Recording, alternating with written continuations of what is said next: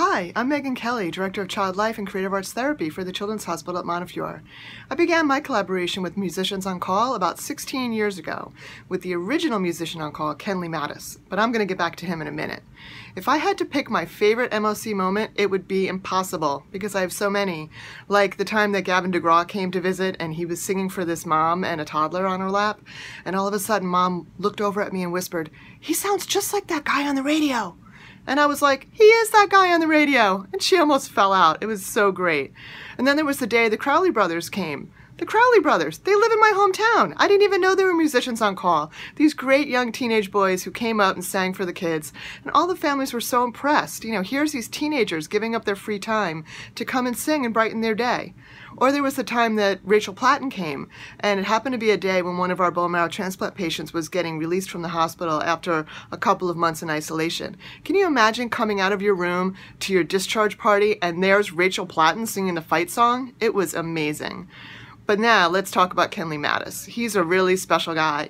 And I remember years ago meeting him and thinking, wow, what amazing energy this guy has, and he's giving all of it to our kids. And then he began Project Playback with us, and that was such an incredible experience. Kenley gave up his Friday afternoons every week for 12 weeks to come up to Cham in the Bronx and teach kids how to write a song, how to express themselves, how to let people know how they were feeling. Remember the first day, the kids were all confused, sort of looking around at each other like, what are we supposed to do? We don't know how to write songs. And Kenley was so supportive and just said, you know, just tell people how you're feeling. And this one girl, Dina, she said, "Let me jump up on this table, why wouldn't I want to be seen? Let me shout from this mountaintop, why wouldn't I want to be heard?" And he was like, perfect! And there we started with a song, and it came out so great, this song called Be What You Want to Be.